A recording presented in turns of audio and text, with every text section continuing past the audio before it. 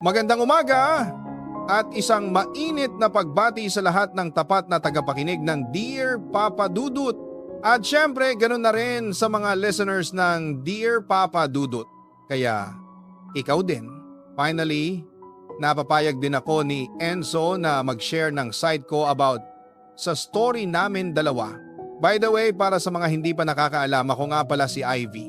Ako, yung babae sa story ni Enzo. Well, hindi ko alam kung ano ang mga sinabi ni Enzo tungkol sa akin kasi hindi pa umera yung story niya habang sinusulat ko to.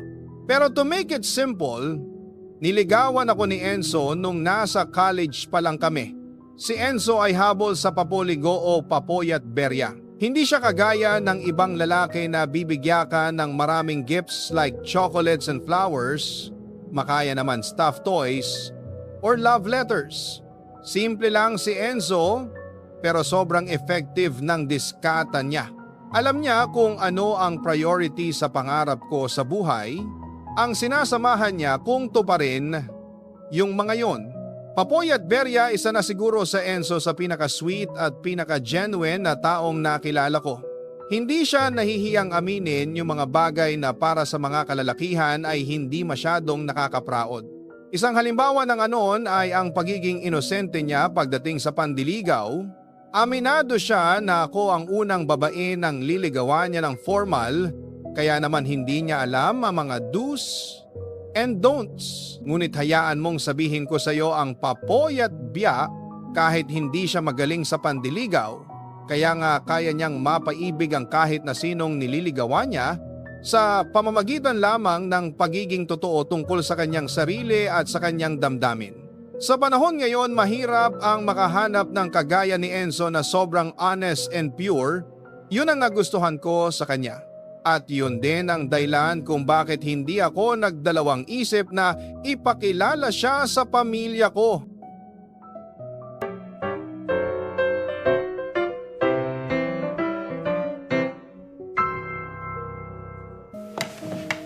O sige. Ay, palalampasin ko yung hindi mo pagpapaalam agad sa amin bago ka manligaw, ha? Pero huwag mong isipin na gusto na kita agad para sa anak ko, okay? Patunayan mo muna yung sarili mo. Opo, noted po yan. Good. Ivy, anak, Po? pakainin mo na tong bisita mo. Kanina pa lumununok ng laway, baka gutom na to. Sige po. Pagkatapos niyang kumain, pagugasin mo na ng mga plato ng pinagkainan. Pa naman. Dade, biro lang. Sige na, kumain na kayo. Okay po. Okay ka lang? Mukha ba akong okay? Nairaos mo naman eh. Ako nga rin kinabahan eh. Ate, tara na sa kusina. Kain na tayo. Oo nga, tara Enzo. Mukhang na hot seat na malala si Kuya Enzo ah. Oo nga eh. Power tripping din pala yung daddy nyo. Pero okay lang. At least nagkaintindihan naman kami. Ganyan lang yan si Papa. Malakas mang trip pero mabait yan.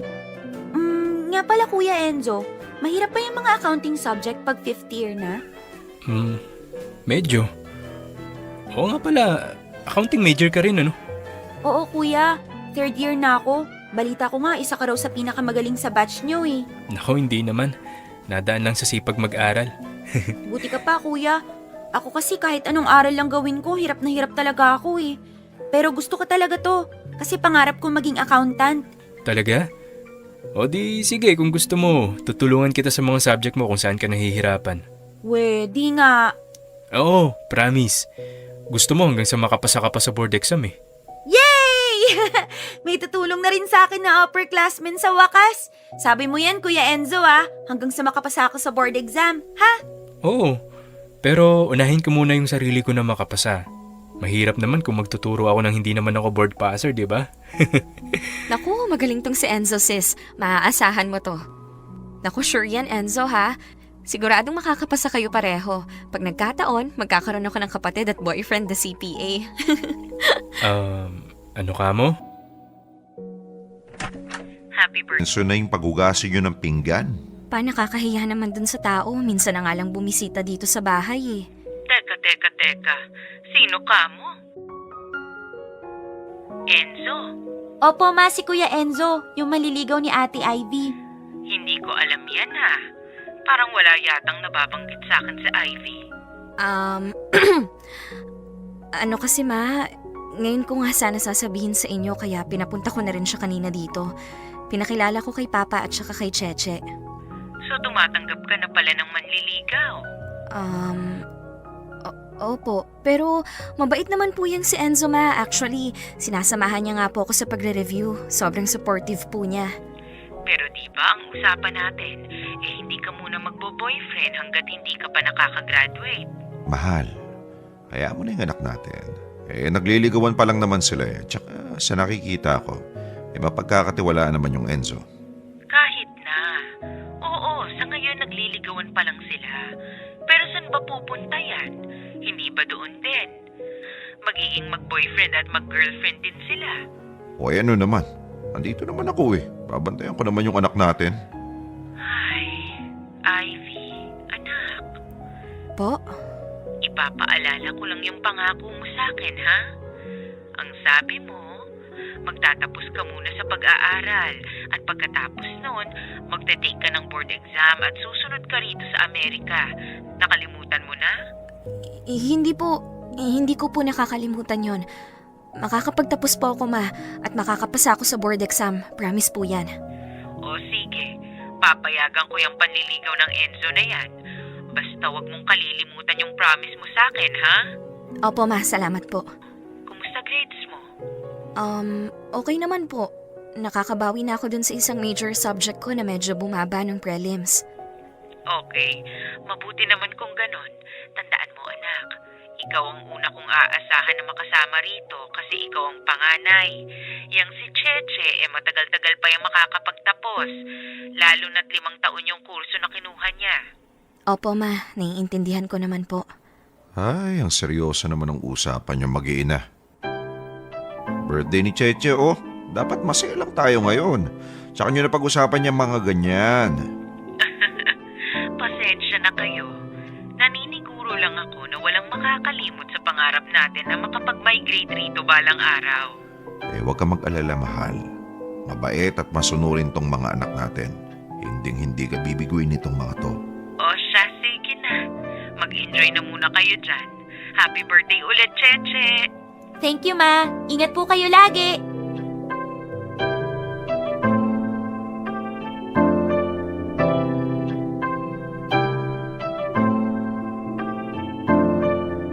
Popoy at Peya, si Enzo ang pinakaunang lalaki na ipinakilala ko sa family ko. Kagaya niya, hindi rin ako sanay sa mga ligawan. Hindi kasi ako pala entertain na mga manliligaw. O sabihin na natin hindi naman talaga ako yung tipo ng babae na ligawin. Marami nagsasabi sa akin na para daw ako may malaking wall na mahirap gibain kaya naman di bihira yung mga nagtatangka na manligaw sa akin. Pero iba yung fighting spirit nyong si Enzo. Okay, sige. Kaming backstory lang. Bagong manligaw sa akin si Enzo, umamin siya sa akin na matagal na niya kung gustong makilala. Nakirus daw siya sa akin kasi madalas niya kung nakakita na mag-isa sa park ng school. Sabi niya sa akin. Sabi niya lang ha, parang napaka-mysterious ko daw. Kaya naman sobra siyang nahihiwagaan sa akin. Hanggang sa isang araw. Naisipan niyang unahan ako sa paborito kong pwesto sa park at dun na nga nagumpisa ang lahat sa aming dalawa. Sobrang charming ng personality ni Enzo, Papay at Peya, magaan lang siya kasama. Madalas ang pinag-uusapan namin ay yung mga pangarap namin sa buhay. Minsan naman kung ano-anong jokes ang naiisip niya na may content pick-up lines here and there. Siya yung perfect blend ng pagiging friend at manligaw at the same time. Yung malinaw ang intensyon pero hindi nakaka-pressure. Sa totoo lang, kung hindi ko lang naging problema ang ACADS ko noon, malamang sa malamang ay sinagot ko na si Enzo. At kung nagkataon nga, siya sana ang magiging first boyfriend ko, pero hindi kasi ganun kadali ang sitwasyon ko noon, Papayat Peya. Meron akong binitawang pangako kay mama na magtatapos muna ako sa kolehiyo bago ko pumasok sa isang relationship. Well, kung tutuusin, pwede ko naman pakiusapan si mama na payagan ako mag-boyfriend lalo't may blessing na ako ni papa. Pero sarili ko nang pasya ang unahin ang pag-aaral ko noon. Okay, that's it for today, class. I'll see you next meeting. Don't forget your stimulation outputs, okay?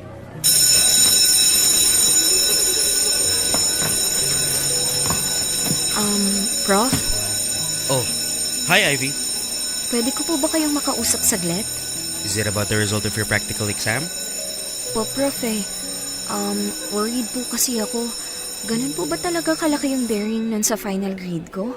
Well, gaya ng sinabi ko sa inyo from the start, ang final grade ninyo ay 50% written exam at 50% sa practical exam. Medyo tagilid ka nung prelim. Well, you really have no choice but to double your effort. Ganun po ba? Kung makakakuha ka naman ng excellent score sa written exam, malaki ang chance na tumaas ang final grade mo. But looking at your past records, within average ka lang. Kaya palagay ko kailangan mo talagang sipagan ang pagre-review. Okay po. I've seen how dedicated you are, Ivy. Alam kong kakayanin mo yan. Salamat po. So paano? I have to go. Kung may mga tanong ka, don't hesitate to reach out. Okay? Okay po, Prof. Ingat po kayo.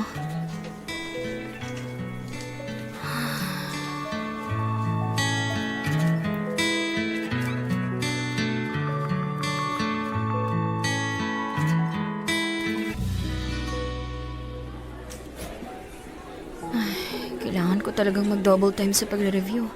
Kung hindi, baka hindi ko pa mapataas yung grade ko. Ivy, Uy, Glenn! uwi ka na?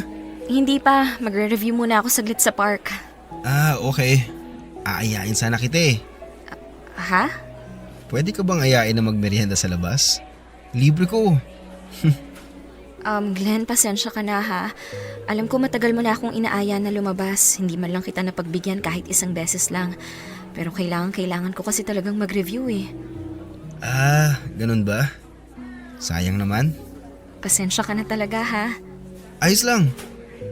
Pero hindi ako magsasawang ayain ka ha. Baka sakaling isang araw mapapayag din kita eh. Tingnan natin.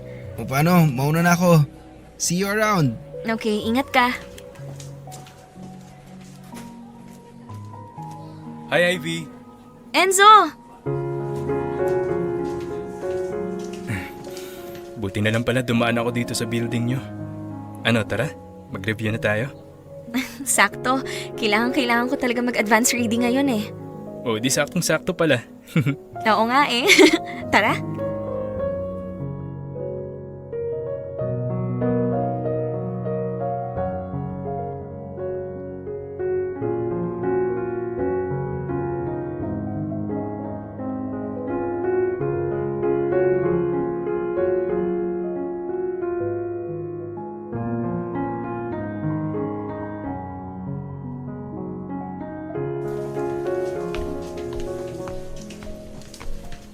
Dito na lang ako sa kanto, Enzo. Malapit na lang naman eh. Sigurado ka? Ayaw mong samahan kita hanggang sa inyo? Hindi na. Pero salamat sa paghatid. Wala yun. Enzo? Hmm. Hindi ka ba nagsasawa? Nagsasawa? Saan? Sa akin. Sa paghihintay mo. Palagi mo kasi akong sinasamahan na mag-review. Hindi ka ba nababagot? Ivy, hindi ka naman nakakabagot eh. Ikaw ang masayang kantang likha ng aking puso. Kahit na hindi ko na pagbibigyan yung mga pakiusap mo na mag-date tayo sa labas? Sa totoo lang, oo. Nalulungkot ako kasi hindi mo pa ako napagbibigyan. Pero hindi naman yung dahilan para magsawa ako sa iyo eh. Enzo, pwede ba akong makiusap sa'yo? Huwag ka munang mapapagod, ha? Masaya ako kapag nandyan ka. Kasi sobrang supportive mo eh. At saka ikaw lang yung nagparamdam sa akin na hindi ako weirdong tao. Kahit na palagi kong kaharap yung mga libro ko. Alam ko na hindi madali para sa'yo ang maghintay. Basta Diyan ka lang ha. Dito lang tayo. Oo ba?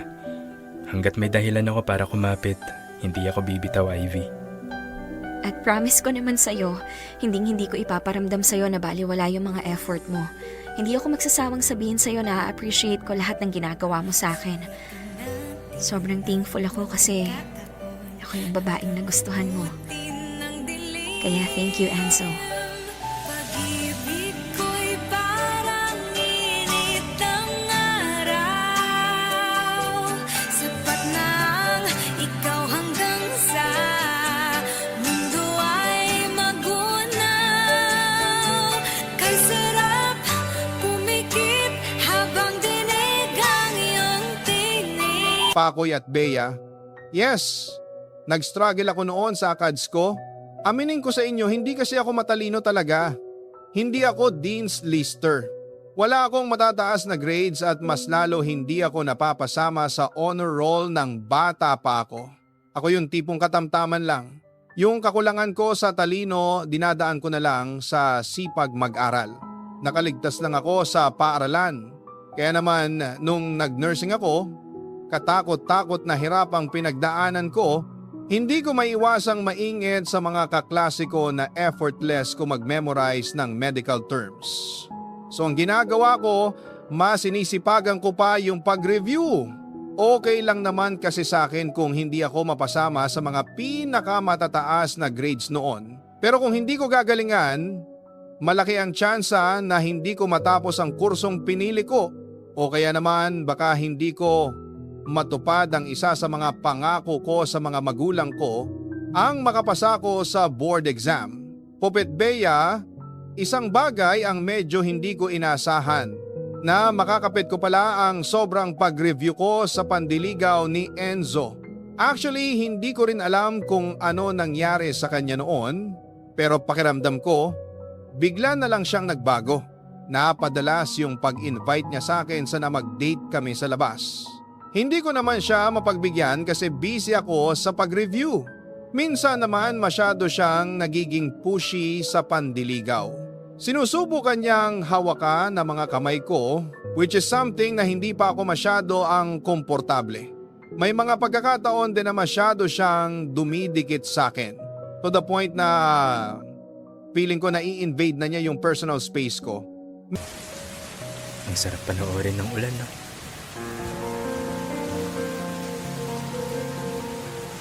Lalo na ngayon, sumasabay sa sikat ng araw. Oo nga. Ang ganda. May tanong ako, Ano yon? kailan ka huling naligo sa ulan? Ha? Naaalala mo pa ba kung kailan ka huling naligo sa ulan? Hindi na eh. Bata pa kasi ako noon. Okay lang sa'yo? Magpaulan tayo? Pero hindi naman natin kailangang sugurin yung ulan. Pwede naman nating hintayin na tumila bago tayo umuwi. Anong uuwi? Wala munang uuwi. Halika dito. Hoy Enzo! Teka, mababasa tayo! Kaya nga kita hinila eh, kasi magpapabasa tayo sa ulan. Enzo! My God! Hindi ako prepared. Mas masaya ang biglaan.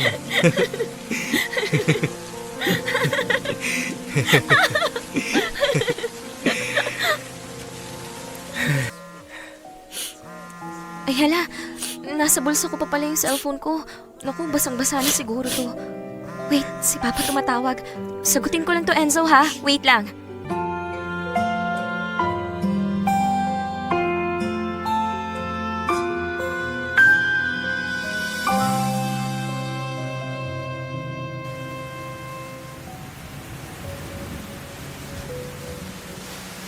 Hello, Pa?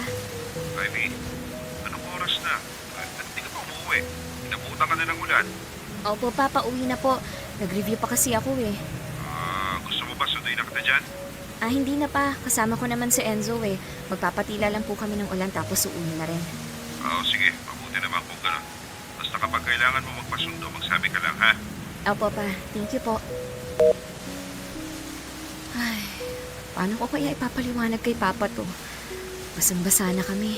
Ayain ko na nga si Enzo na umuwi. Enzo? Enzo, nasan ka na?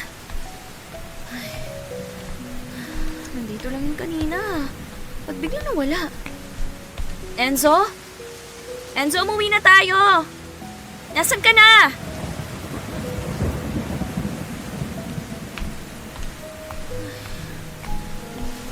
Enzo? Kinakabahan na ako. Walang ibang tao dito eh. Enzo? Enzo? Hindi ako mangungulit o manggugulo. Thank you, Glenn, ha? Kaya lang, may hinihintay kasi ako eh. Ah, ganun ba? Si Enzo ba? Oo eh. I knew it. Maybe some other time na lang? Yes, sorry. Hintay eh. Kasi baka sakaling magbago pa yung isip niya. Pero hanggang kailan? Ha? Hanggang kailan mo kayang maghintay? Ate, kahit hindi mo sabihin sa akin, alam kong gusto mo na si Kuya Enzo. Hindi mo naman tatanggihan yung ibang gustong manligaw sa'yo kung hindi mo pa siya gusto eh. At madalas, diyan nasasaktan ng tao. Yung tipong gustong gusto mo na siya, tapos dun pa siya mawawala. May mga nalalaman ka ng ganyan ngayon, ha?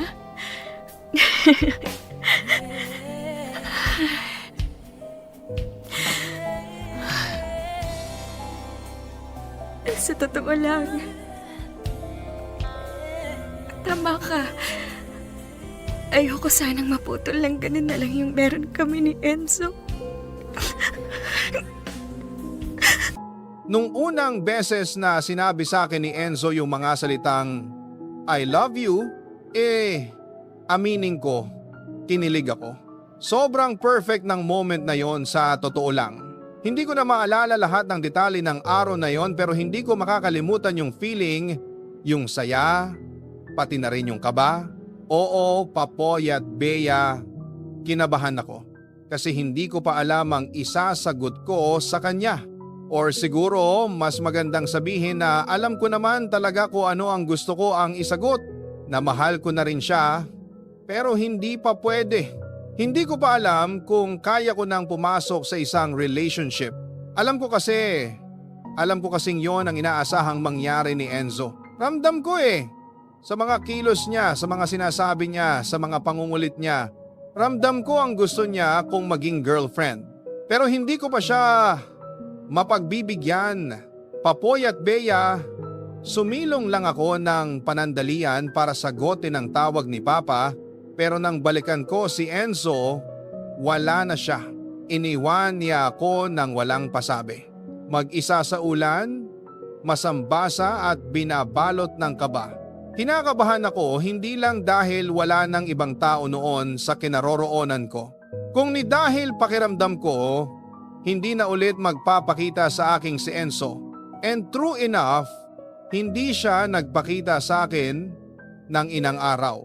Silabukan kong maghintay sa muli niyang ang pagpaparamdam. Gustong gusto ko siyang tanungin o kumustahan pero pinigilan ko ang sarili ko. Paglalagay ng ko kasi gumawa na siya ng desisyon. Natitigilan na niya yung panliligaw niya sa akin. And knowing Enzo, makapag nagpakita ako ulit sa kanya, ibigla pang magbago ang isip niya sa labas dito. Ayokong mangyari yon, Papoy at Bea. Kapag nag-decide ng isang tao, ayoko nang gumawa ng isang bagay na makakaapekto sa desisyon niya.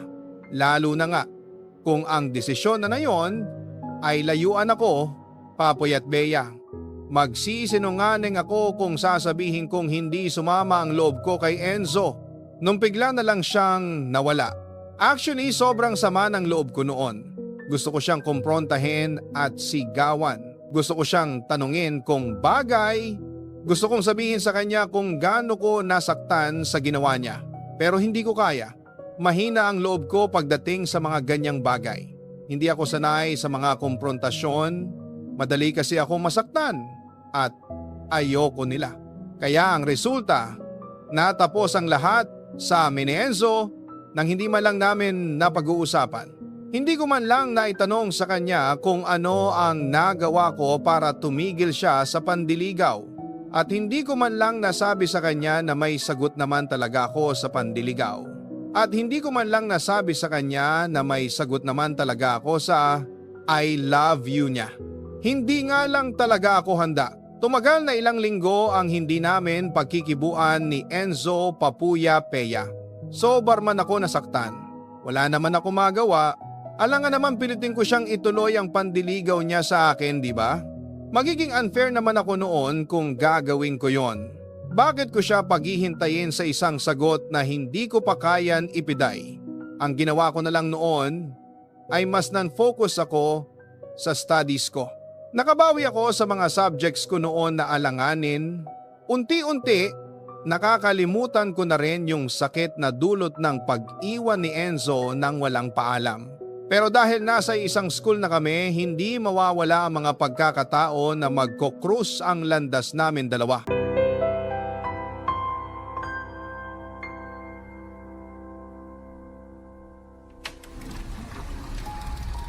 Prof, good afternoon po.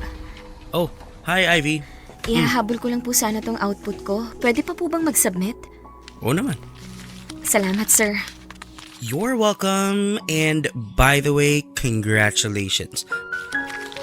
Maganda yung results ng mga written exams mo lately. Kahit sa mga practical exam, magaganda performance mo. Whatever you're doing, keep it up, okay? Thank you po, sir. Mauna na po ako. Salamat po ulit.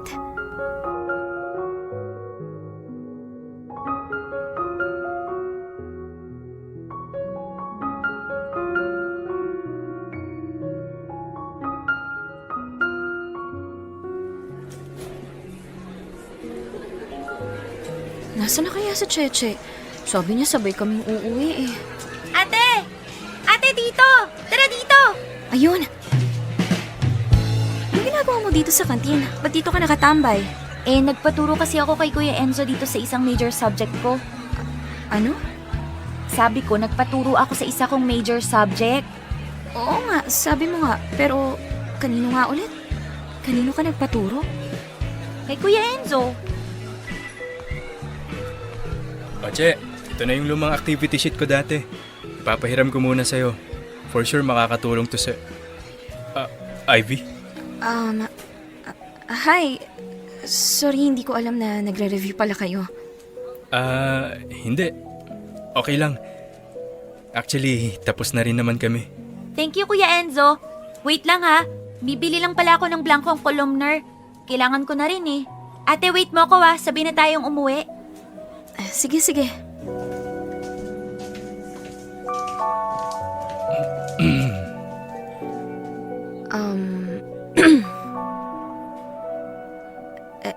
Enzo, Ang galing na ni Cheche. Ang laki ng improvement niya mula nung una ko siyang tinuruan. good. Mabuti naman. Enzo, yung sa ating Naku, sorry Ivy. Nagte-text na yata si Bernard. May lakad kasi kami ngayon eh. ganun ba? Pakisabi na lang kay Cheche, nauna na ako ha. Bye. Ingat kayo sa pag-uwi.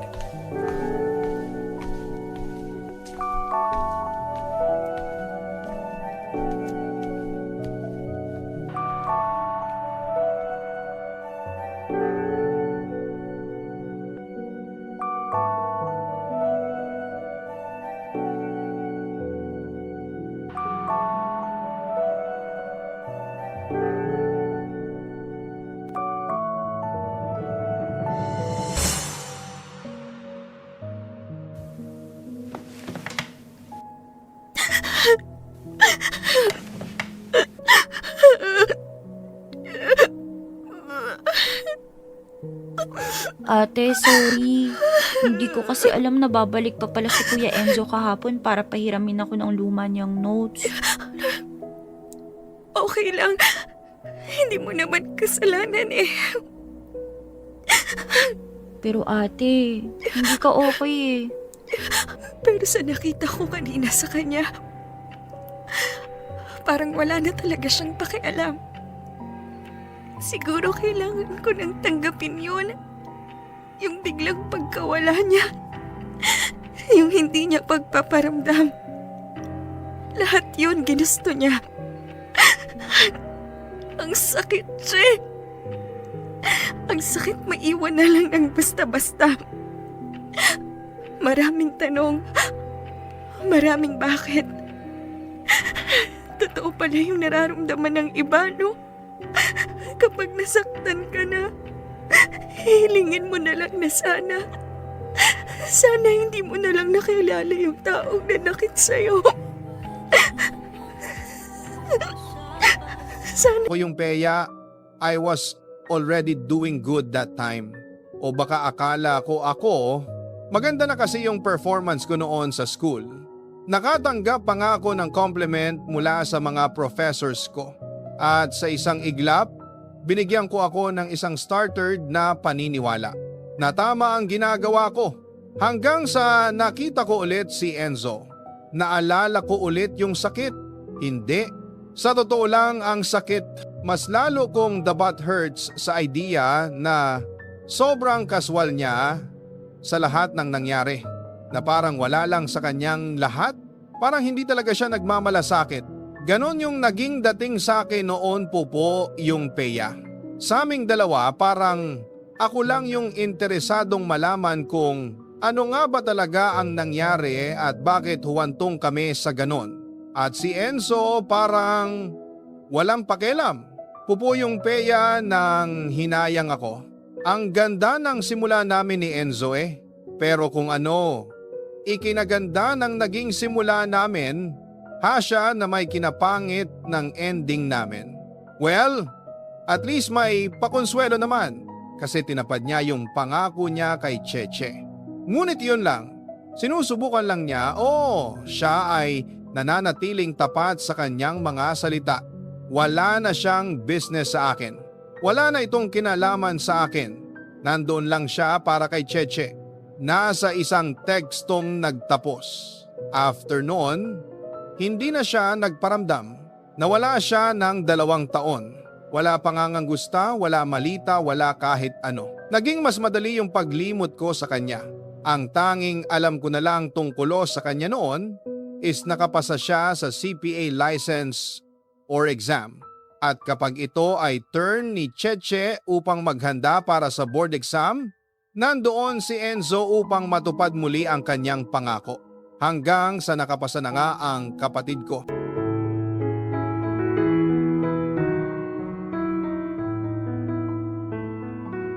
Congratulations, anak! Isa ka ng ganap na CPA! Thank you, Ma! 2 na kaming board passer ni ate. Grabe! Sobrang proud ako sa inyong dalawa. Isang nurse at isang accountant. Mahal, sa akin ba hindi ka proud? Aba, magaling yatang magbantay itong tatay ng mga anak mo kaya napalaki silang responsable. Siyempre, proud ako sa inyong lahat. Ma, kapag naayos na ni Cheche yung CPA license niya, umpisahan ko nang asikasuhin yung pagpunta ko dyan. Ay, saktong-sakto, anak. Kasi yung amo ko, may family friend sila na doktor. Pwedeng-pwede ka raw niyang tulungan na makahanap ng trabaho rito. Talaga po? Sige ma, baka sakaling mas mapadali yung paghahanap ko ng work dyan. Oo, anak. Mas maganda yung ganun kasi may chance pa na sagutin ng magiging employer mo yung plane ticket mo. Teka. Bakit ba yan agad ang pinag-uusapan nyo? Kakapasa pa lang ng board exam ni Cheche, iiwan mo na kami agad, Ivy? Hindi naman agad-agad pa. Marami pa nga ayusin kaya matatagalan pa yon. Oo nga, pero hindi ba pwedeng unahin muna natin yung mag-celebrate? Oo nga naman. May punto ang papa nyo. Mag-celebrate kayo dyan. Kahit konting handaan lang. Ay, grabe no. Parang kailan lang nung pinagplanuhan namin ng papa nyo ang tungkol sa pag-a-abroad ko. Ngayon, tignan nyo naman. Graduate na kayong magkakapatid at pareho kayong board passer. Konti na lang ma, matutupad na yung pangarap natin. Konting panahon na lang, makakasunod na rin kami dyan sa inyo. Makukumpleto na ulit tayo. At hinding-hindi na tayo ulit magkakahiwalay. O siya, sige na. Ibababa ko na to at baka magkaiyakan pa tayo rito nang wala sa oras. Mag-iingat kayo dyan. Kayo din po, Ma. Miss na namin kayo. Miss ko na rin kayo. O sige na, bye-bye na. Bye po! Oh, paano ba yan? Maganda daw tayo, sabi ni Mama. E di masusubok na naman yung cooking skills ko niyan. Oo nga. Nga pala, ikaw ba, Che, binalita mo na ba kay Enzo na nakapasa ka sa board exam? Ay, oo nga pala. Naku, dapat isa sa mga una mong sinasabihan ng achievements mo ay yung mga taong tumulong sa'yo. Hindi ko naman nakalimutan yon, Pa. Talagang inuna ko lang tawagan si Mama. O sige na, tawagan mo na at papuntay mo dito sa Makalawa. Kasama natin siya sa pagsiselebrate, okay? Okay po.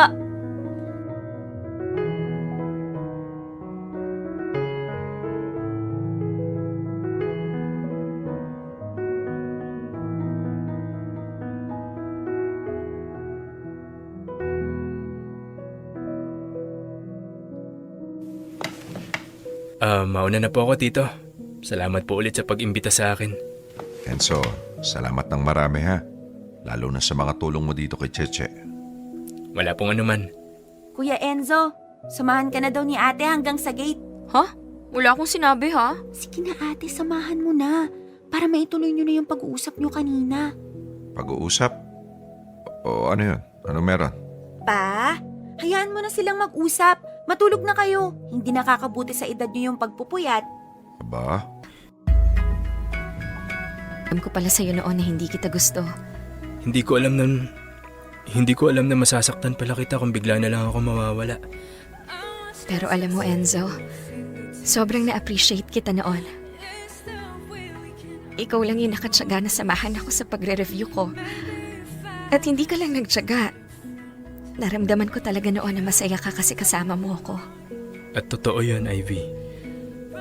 Lahat ng ipinakita ko sa'yo noon, lahat ng ipinaramdam ko sa'yo, lahat totoo. Pero napagod ka. Natakot ako. Natakot saan? Natakot akong sumugal. Natakot akong matalo. Natakot ako na baka sa huli, masaktan lang ako. At ang pinakamali, natakot ako na magpaalam sa'yo bago ako mawala. Naiintindihan ko naman. Lahat. Sa tagal ng panahon na tinanong ko ang sarili ko kung ano bang nangyari, bakit bigla kang nawala. Natutunan ko na rin tanggapin na kung ano man yung dahilan mo, ginawa mo lang yun kasi yun ang alam mong tama. Sorry kung nabigyan kita ng sama ng loob kaya ka umayaw. Hindi, Ivy. Kahit kailan, hindi ako nagtanim ng sama ng loob sa'yo. Wala ako ibang naramdaman sa'yo kundi saya. Kasi ang akala ko talaga nun, nahihirapan ka lang na patigilin ako sa panliligaw. Akala ko talaga ayaw mo sa akin. Kaya akala ko magiging maluwag para sa'yo na mawala na lang ako. Sorry. Sorry, Ivy. Sorry talaga. Okay na yon. Maganda rin na napag-usapan natin. At least, pareho tayong naliwanagan. Ang gaan sa pakiramdam na finally, yung mga tanong mo, nasagot din pagkatapos ng ilang taon. Salamat, Ivy. You're really such a good person na despite all the pain I caused you, pinilit mong maghanap ng dahilan para intindihin ako. Sayang lang, no?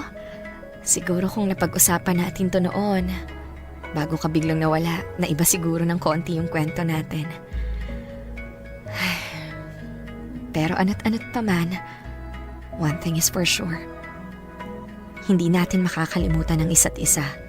Or at least ako, hindi kita makakalimutan. Ganon din ako, Ivy. Never naman kitang nakalimutan. Never kitang makakalimutan.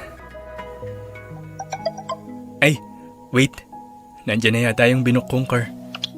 Salamat ulit sa pag-imbita sa akin, ha. Walang anuman. Ingat.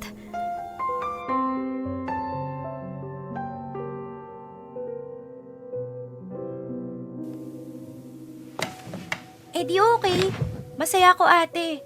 Kahit papano, napag-usapan nyo na yung nangyari sa inyo. Medyo late nga lang, pero at least, di ba? Oo nga eh. Ay, ang sarap sa feeling.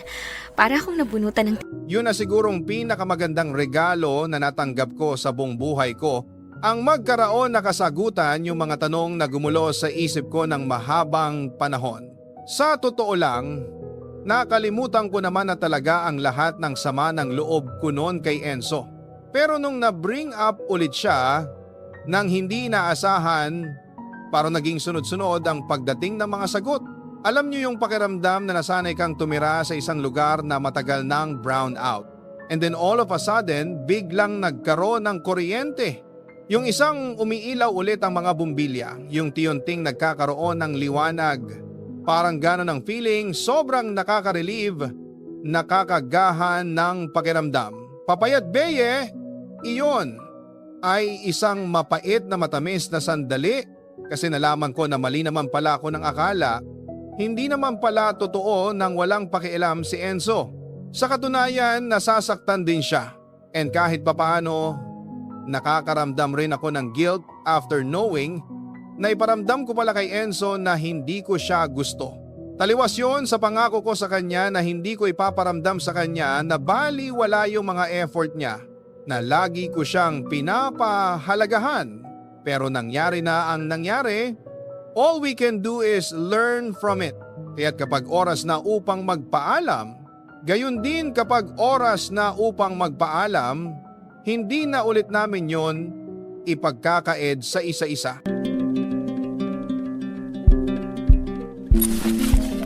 O ate, ito na yung request ni mama na kulong. Huwag mong kakalimutan ha. Wala daw ganyan doon eh. Ay, oo nga pala. Ihag mo na lang ako kay mama ate ha. Sayang hindi pa ako makakasunod agad-agad doon. Huwag mo na munang isipin yon. Ang dapat, pag-focusan mo ngayon yung pag-umpisa ng career mo dito. Kumuha ka ng solid na experience. At kapag okay na, saka na kayo sumunod ni Papa sa Amerika. Oo naman, gagawin ko yan. Idol kita eh. Ikaw ang role model ko. Mamimiss kita ate. Mamimiss din kita. Wala na akong kakwentuhan dito. Nandito naman si Papa eh. Naku, puro kalokohan lang naman alam nun eh. Wala namang alam sa girl talk yun. E di mag-video call tayo. Basta pag kailangan mo ng kausap, magsabi ka lang. Gagawa ko ng paraan. Promise yan ate ah. Oo naman, promise. Ano ba naman yan? Ayoko nang umiiyak eh. Okay lang yan, iiyak mo na lahat ngayon para hindi ka naiiyak bukas sa airport. Ayoko ng ganon ha. Sabihin mo yan sa sarili mo. Baka mamaya ikaw ang gumawa bukas. Ah, talaga lang ha? Tignan natin.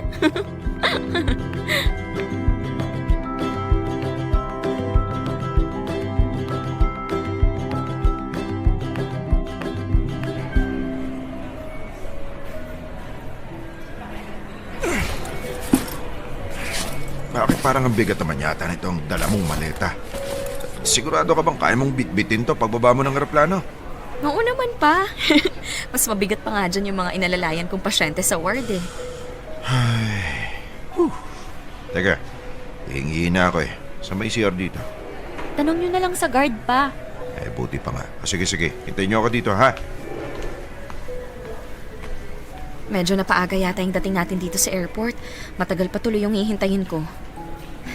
Oo nga ate. Masyado tayong excited. Nga pala, nasaan na si Kuya Enzo? Di ba susunod daw siya dito? Kaka-text lang niya. Nasa taxi na raw siya. Ay teka, siya na yata yun oh. Asan? Ayun oh, yung naka-navy blue na polo. Ay, oo nga. Ivy! Cheche! Kuya Enzo! Kanina pa kayo? Mga 10 minutes pa lang. Ganun ba? Ah, wait. Pakiabot pala to kay tita pagdating mo doon. Scented candles. Balita ko mahilig siya sa mga ganyan eh. Ay, oo. Thank you ha. Teka, ba't parang wala si Glenn? Oo nga pero parating na yon. Babe, Oh, ayan na pala siya hindi pa naman ako late, di ba? Hindi pa, babe. May ilang minuto pa bago yung departure ng flight. By the way, babe, andito rin pala si Enzo. Uy, pare, kumusta? Okay naman. Wait lang ha. Pwedeng mag-CR muna ako? Hindi ko masabi ito ng sapat, napakasaya ko sa lahat ng nangyari sa pagitan ko at ni Enzo. Oo, hindi kami nagtapos bilang mga mahilig ngunit hindi bababa sa kami ay magkaibigan. Wala nang tinatagong sama ng loob, wala nang issues na hindi na pag-uusapan. Medyo nakakapanghinayang kasi kung naging matapang lang sana kami para pag-uusapan itinoon. Baka naiba ng konti ang kwento na share namin sa inyo ngayon. Baragayas yun talaga ang role namin sa buhay ng isa't isa. Ang mag-iwan ng aral, hindi lang sa amin, kundi pati na rin sa mga listeners ninyo.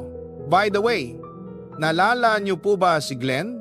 Yung makulit naman ligo ko sa umpisaan itong kwento ko. Well, boyfriend ko na siya ngayon at sabay kami nag-uumpisaan ng panibagong career dito sa Amerika. Pinili ko si Glenn dahil never niya akong iniwan. Sa totoo lang, kung ginawa ko si Enzo na walang halaga sa ilang mga punto, mas malala yung kay Glenn dahil hindi ko na siya binigyan ng anumang pansin mula pa noon. Pero never siyang sumuko. Mula na nag-aaral kami hanggang sa makagraduate, never umalis si Glenn sa tabi ko. And now, kami na palagay ang magkasama. Ito ay isang mahabang pagsakay, Papoy at Bea. At ito ay isang pagsakay na nagkakahalaga ng pagbabahagi sa mga tao na mahalaga at sa inyong lahat. Sana nag-usitohan ninyo itong kwento namin. I'm sure your listeners will learn a thing or two. Hanggang dito na lang and shoutout nga pala sa lahat ng Filipino nurses and frontliners dito sa Amerika. I wish for healing para sa ating lahat at sa buong mundo. Lobos, hinalo, ayon,